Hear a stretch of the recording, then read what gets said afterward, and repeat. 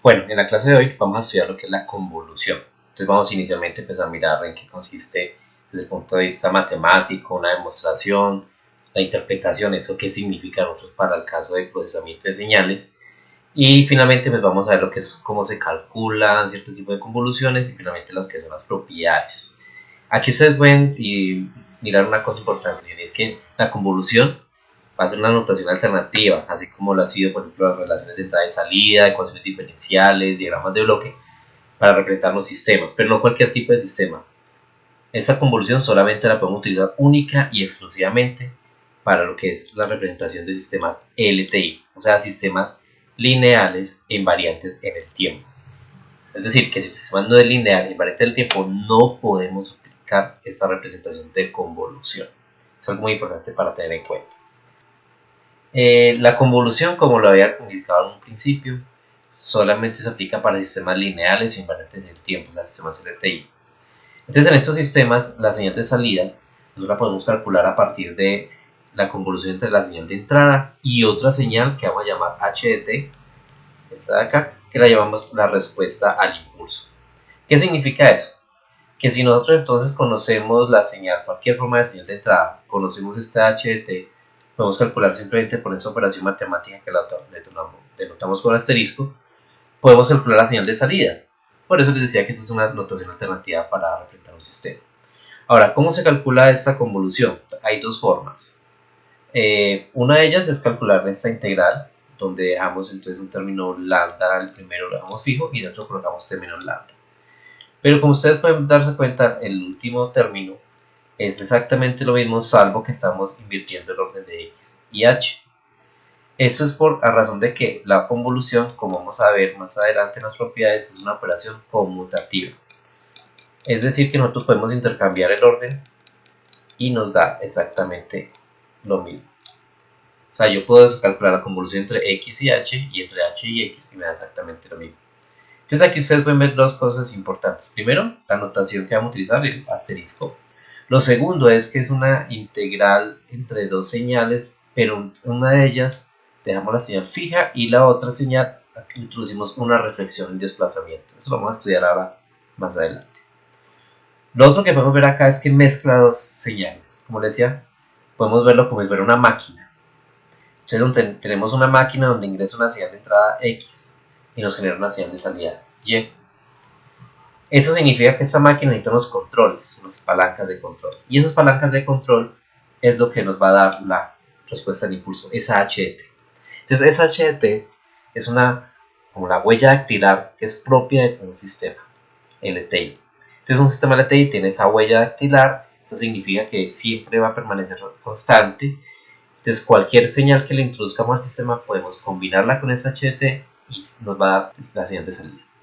Entonces, aquí podemos visualizar algunos aspectos. Primero, la convolución entre x1 y x2 se denota por asterisco.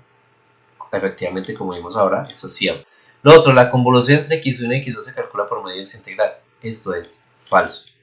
Como vimos ahora rato, la convolución se calcula sí con una integral, pero no una integral donde dejamos los dos términos quietos. Uno de ellos, por ejemplo, el segundo término, lo tenemos que reemplazar por t menos lambda. ¿Sí? Bien.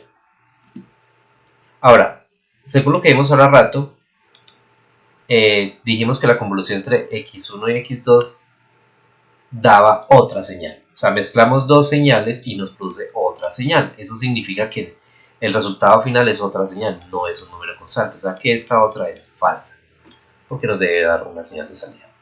Y la última, que es de pronto la más truculenta, es la solución particular de un tipo especial de ecuaciones diferenciales. Esto es cierto. ¿Por qué es cierto? Porque recordemos que lo aplicamos exclusivamente para sistemas LTI, o sea, sistemas lineales invariantes del tiempo. Y esos sistemas están descritos por una ecuación diferencial, y esas ecuaciones diferenciales deben tener coeficientes constantes, como hemos visto anteriormente, y también pues deben tener la particularidad que no deben incluir unas operaciones de tipo no lineal. Eso significa entonces que la convolución nos sirve para representar la señal de salida en un sistema LTI, combina dos señales y entrega una tercera señal, que en este caso va a ser la salida, y esa operación la denotamos con asterisco en forma más abreviada. ¿Cómo se demuestra la convolución? Es muy sencillo. Primero que todo vamos a partir de que tenemos cualquier señal x de t. Entonces esta señal, cualquiera, supongamos que tenemos esta forma que tenemos ahí, resulta que esta señal podemos descomponerla como si fuera una suma de deltas. O sea, yo puedo decir que una señal cualquiera x de t está dada justamente por una sumatoria de ¿quiénes? Si miramos el primer delta, sería un delta que está ubicado en una posición t particular, por ejemplo, pongámoslo aquí t sub n, ¿sí? Y esta delta pues tiene un área que está justamente por la altura, o sea, por este punto que está acá. O sea, que si esto está ubicado en la posición t sub n, ese delta, entonces el valor de la amplitud de ese delta, o más bien el valor del área, va a ser x evaluado t sub n. Eso significa entonces que yo tengo que coger, y si quiero reconstruir toda la señal, tengo que hacer una sumatoria sobre todos estos deltas desplazados a la posición de tiempo t sub n y multiplicado justamente por la amplitud de la señal en ese instante de tiempo. Claro está, como ustedes ven, pues la señal es continua, entonces significa que tengo que hacer una suma continua, una suma infinita de deltas. Y esa suma infinita de deltas significa que esto se traduce entonces en una integral. Entonces se traduce en una integral, ¿de qué forma? Pues una forma muy simple de representarlo es de pronto decir que eso es x de lambda por delta de t menos lambda. Como lo tengo acá. Entonces esta es la forma de denotar cualquier señal.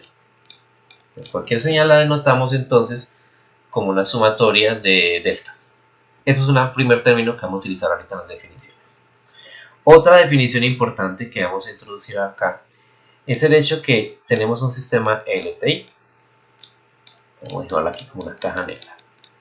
Entonces, ese sistema LTI tiene la particularidad que si vamos a introducir una señal delta como entrada, ese sistema me va a entregar una señal de salida que la va a llamar HT. O sea, visto de otra forma, tenemos un sistema donde introducimos un delta y nos sale una forma de onda que no necesariamente es un delta, sino puede ser cualquier forma. Entonces, esa señal que nos sale cuando metemos ese delta la vamos a llamar respuesta al impulso. Y entonces respuesta al impulso pues nos da mucho significado porque es justamente la respuesta ante un impulso, la respuesta ante un delta. Entonces esa respuesta al impulso es un parámetro importantísimo, como lo vimos ahora rato en el diagrama de la máquina, es como la huella dactilar, es como esas palancas de configuración que necesitamos configurar en la máquina para calcular la convolución. Entonces con esos dos elementos en mente, vamos a mirar ahorita cómo se muestra esa relación que vimos un poco extraña. Entonces, la señal la vamos a denotar entonces con esta fórmula de la señal evaluada en un punto por deltas, la sumatoria de deltas, que es lo que vimos anteriormente. La otra definición que hemos visto ahora rato era que la señal de salida ante un delta vamos a llamarla respuesta al impulso. ¿Listo? Y como hemos visto desde hace mucho rato, la señal de salida ante una señal de entrada la vamos a representar como un operador matemático t. Entonces este operador transforma una señal x en otra forma, una señal y. Ahora bien, con eso en mente entonces, en esta primera ecuación tenemos que la acción de salida es la acción del sistema. Simplemente lo que va a hacer es meter esta definición de la representación de la señal. O sea, esto lo vamos a meter acá adentro. Entonces al meter eso adentro, tenemos la última ecuación que tenemos en la parte de abajo. Entonces simplemente decimos que la señal de salida es la acción del sistema cuando metemos esa representación de la entrada, que es una sumatoria de deltas. Ahora bien, ya con esa definición vamos a comenzar a introducir una serie de modificaciones teniendo en cuenta las propiedades del sistema. ¿Cuáles propiedades? Que el sistema es lineal e invariante en el tiempo. Entonces, esta es la misma ecuación que teníamos anteriormente anotada, la primera que tenemos acá. Ahora bien, tenemos entonces acá algo importante. ¿Qué significa el término que está adentro, que está en amarillo? Es una sumatoria de deltas. Entonces aquí podemos aplicar primero la propiedad de linealidad. Recuerden que en la propiedad de linealidad hay una primer prueba que es superposición. Superposición que nos dice que vea, usted mete la suma de varias señales a un sistema de TI y obtiene la sumatoria de las salidas individuales, ¿sí? Entonces, teniendo eso en mente, significa que una integral, recuerde que es una sumatoria. Entonces, como es una sumatoria, pues simplemente basta con yo decir, bueno, si meto una sumatoria de cosas, pues simplemente calculo ahorita la sumatoria de esas salidas. Y eso es lo que estamos haciendo acá. Estamos intercambiando este operador t con el operador integral, simplemente aplicando esa propiedad de superposición. Aquí ves lo mismo calcular yo la sumatoria de cada una de las salidas individuales. Y cada salida individual sería x de lambda delta de t menos lambda. Es la acción de la salida cuando metemos eso como entrada. Ahora, si aplicamos de nuevo la propiedad de linealidad, significa lo siguiente. Si se acuerdan de la propiedad de homogeneidad, esto nos dice es, vea, usted mete una señal afectada por una ganancia. Entonces obtiene como resultado la misma salida afectada por ese valor de ganancia. Ahora bien, entonces si nosotros analizamos con detenimiento este término que está en esta segunda ecuación, vemos que esta integral es con respecto a lambda. O sea que el término que podemos verlo como si fuera una constante sería x de lambda. Entonces como este término es constante, pues simplemente lo sacamos como una ganancia afuera y entonces nos queda la acción del sistema cuando metemos delta de t menos lambda. Ahora bien, si ustedes se acuerdan ahora rato, habíamos dicho que la señal de salida cuando metemos un delta es h, la respuesta al impulso. Pero entonces aquí vamos a suponer la otra propiedad del sistema, invarianza. ¿Qué significa invarianza? Que si yo meto una señal desplazada, voy a obtener la misma señal de salida desplazada. Entonces recuerden, la señal de salida ante un delta era h, la respuesta al impulso. Entonces como era h, entonces simplemente este término de acá, salida cuando metemos un delta desplazado, va a ser la respuesta al impulso desplazada, que es lo que tenemos al final.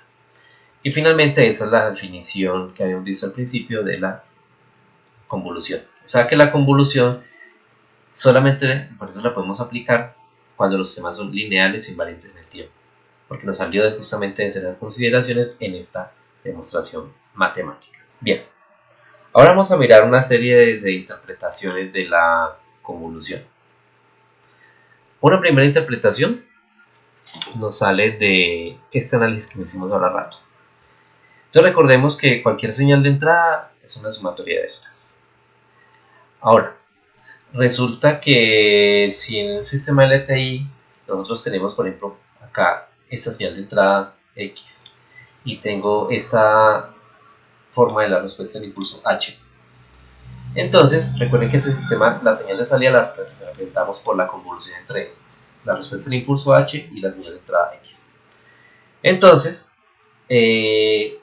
bajo esta definición, si ustedes recuerdan la definición, lo que nos dice es, vea, cada vez que ingrese un delta, obtenemos a la señal de salida la respuesta del impulso. O sea, que si la señal de entrada yo la descompongo en una sumatoria de deltas, yo puedo decir algo como esto. Dentro de este delta que tengo ahí, entonces, ¿qué sale? La respuesta al impulso afectada, desplazada a esa posición y afectada por la amplitud que está por la señal de entrada en ese punto. Ahora, ingresa otro delta. Entonces, si ingresa otro delta, obtengo ahorita la misma respuesta al impulso a la salida afectada por esa amplitud. Eso que les estoy diciendo es lo que está indicado dentro de la integral. O sea, esta integral, ¿qué significa? Respuesta al impulso desplazada hasta la posición t. Y este primer término, entonces, x de lambda significa la ganancia, la amplitud que va a tener. O sea, esto que estoy dibujando acá tiene diferentes amplitudes. Está justamente por la amplitud de la señal de entrada.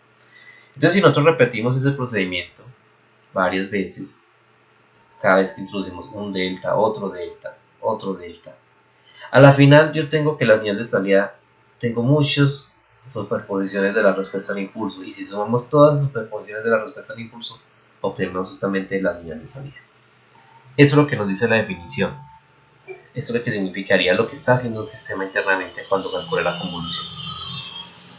Esa interpretación es muy válida, desafortunadamente no es como la que nos va a servir, como vamos a ver mucho más adelante, para hacer cálculos.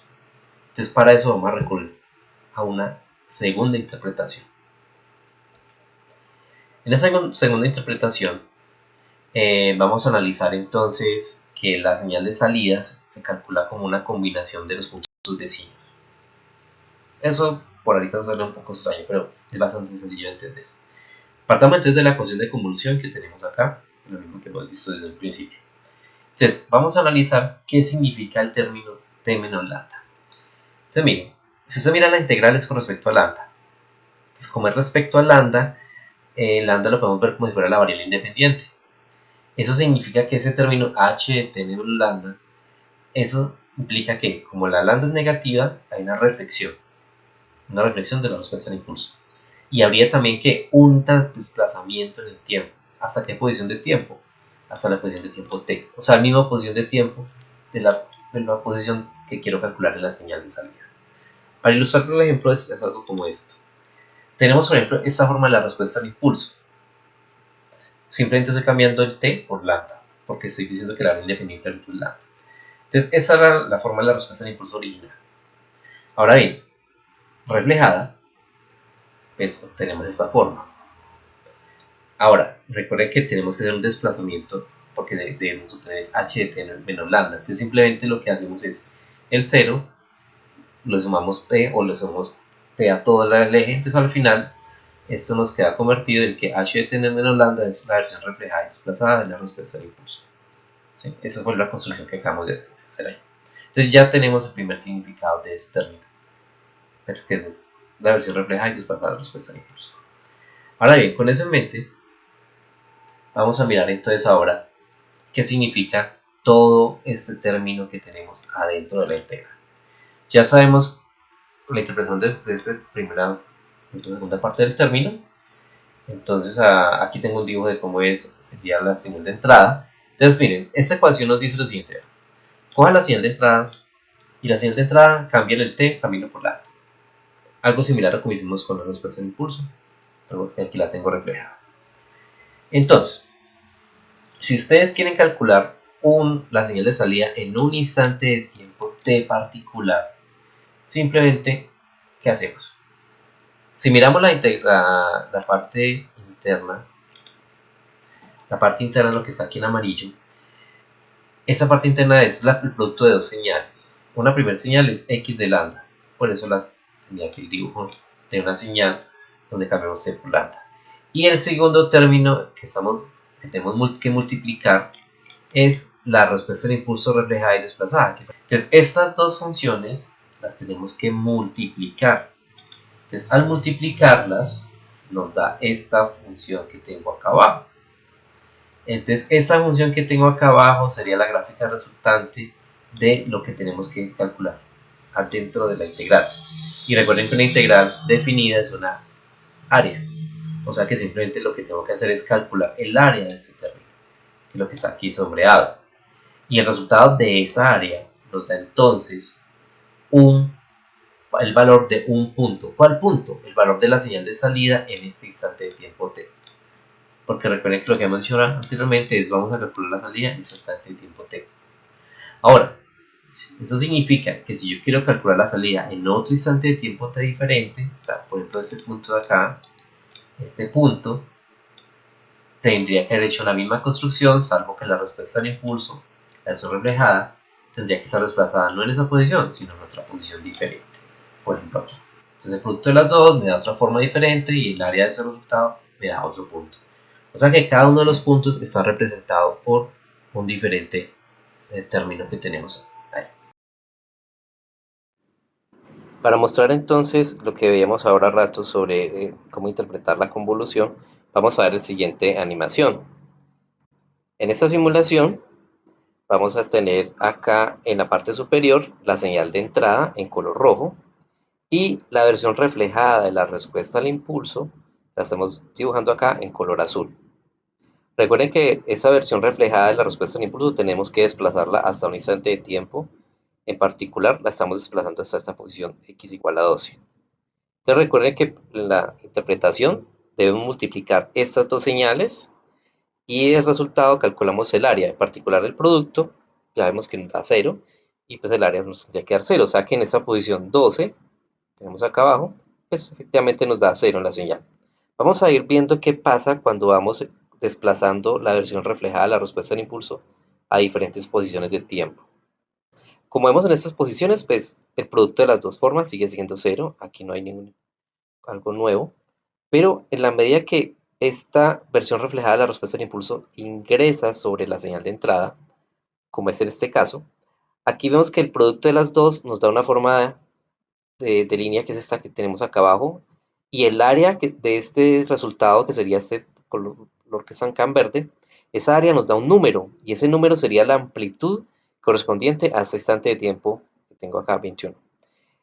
En la medida en que nosotros seguimos moviendo más la respuesta al impulso sobre la señal de entrada, vemos que el producto de las dos formas de línea nos da una señal un poco más grande y como resultado también un área mucho más grande.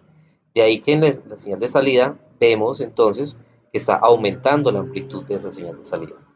En el momento en que seguimos moviéndonos más en el tiempo, vemos que el resultado del área cada vez crece más y más y más, y por eso se ve que en la señal de salida va aumentando.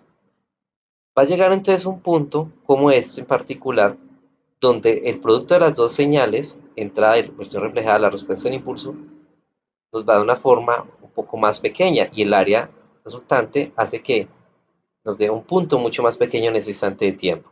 De hecho, cada vez que nos estamos desplazando más y más hacia la derecha, el resultado del producto de las dos formas nos da algo más, con un área mucho más pequeña, de tal forma que al final vemos que el producto de las dos se hace casi cero, y efectivamente por eso es que al final, después de ese instante de tiempo, nos dan cero.